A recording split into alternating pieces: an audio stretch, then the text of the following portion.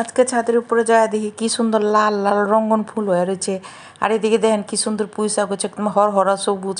তো এটি কাইটা নিলাম। ছাদ বাগানে যা সবজি করি এই মনে করেন আমার সংসারে টুকটাক হয়েই যায়। তো এখানে যে পুঁই শাকগুলো আজকে কাইটা নিলাম ইলিশ মাছের মাথা দিয়া গুতায় গাতায় রান্ধুম। আর এই যে দেখেন এখানে আরও কয়টা পুঁই শাক ছিল, এটিও কাটলাম। এই পুঁই শাকগুলো আমি আরও 1 বছর আগে লাগাইছিলাম, তারপরে ডোকা কাইটা কাইটা খাওয়ানোর পরও দেখেন জ্বরটা রইয়া এনে পুঁই শাক আবার রহে, আবার কাটিয়ে আবার রহে। তো দেখেন এনে মুচি ওইব দেখে আর কয়টা পুঁই শাক রাখলাম। আর এনে কচু শাক লাগিয়েছিলাম, তখন শীতের দিন কচু শাক খুব একটা হইব না। তো চিন্তা করলাম যে এইটুকু আছে ওইটুকু লিয়ে এলেই নাইলে এটিও পরে পাম না, হুগায় যাব। কচু শাকটি পটাপট পটাপট কাইটা নিলাম। আর এখানে দেখেন কয়টা বাইগুন হয়েছে, বাইগুনটিও কাইটা নিলাম। এই বাইগুনগুনা দিয়া মনে করেন ইলিশ মাছ দিয়া খাওয়ান যাইব। আজকে আবার সকালে ঘাটের থেকে ইলিশ মাছ আনছিল। আর দেখেন এনে যে মূলা শাক, এই যে এখানে মূলা শাক লাগাইছিলাম, তারপরে এই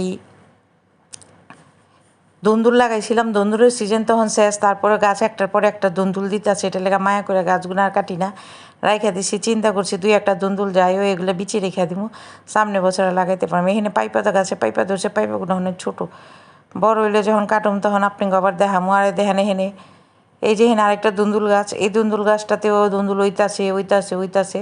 তো দুন্দুল গাছটার কাটুম না, রাইখা দিলাম। আর যে কটা দুন্দুল আসলো এগুলো তাড়াতাড়ি করে উঠায় ফেলাইলাম, নাইলে এগুলো আবার বুড়ে জিলে খাওয়ান যাবো না। দুন্দুল গাছের পাশাপাশি দেখেন এখানে একটা মিষ্টি কদু গাছ লাগাইছিলাম। মিষ্টি কদু গাছের মধ্যে ফুল আছে, মিষ্টি কদু আইলে আমি আপনাকে দেখামো। আর এদিকে দেখেন মূলা শাক লাগাইছিলাম, মূলা শাকগুলো হরায় উঠছে। আজকে কয়টা মূলা শাক কাইটা লিয়ে যাবো, মূলা শাক দিয়া ইচা মাছ দিয়া খামু।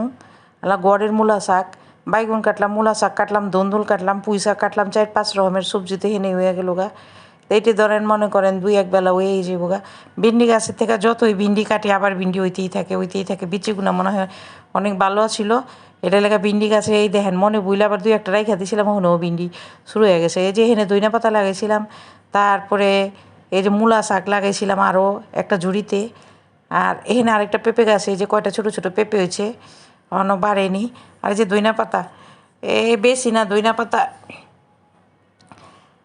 আমি দোকান থেকে দইনাই না, ছিটায় দিছিলাম, তারপরে দইনা পাতা দিয়ে হরায় উঠছি।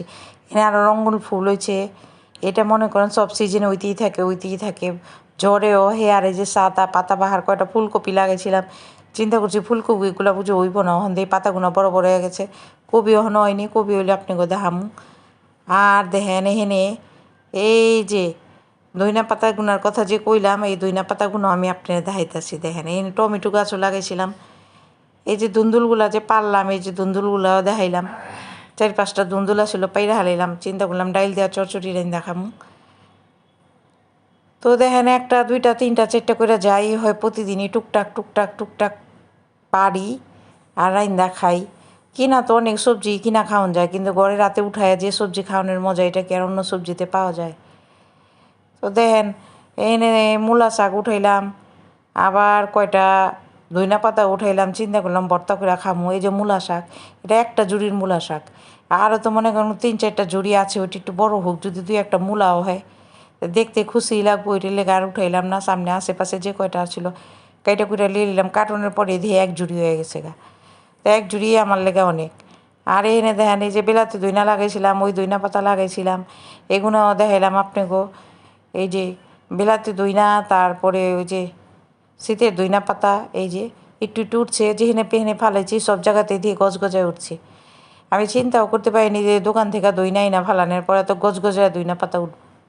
এই যে দেখছেন ঢাকা শহরে মনে করেন চাইলেই মানুষ শখের ছাদ বাগানে টুকটাক লাগাইতে পারে, আবার উঠাইয়া খাইতেও পারে। তো মনের ভিতর শখ থাকুন লাগে আর বিশ্বাস থাকুন লাগে। তো আজকে এই পর্যন্ত, আল্লাহ হাফেজ।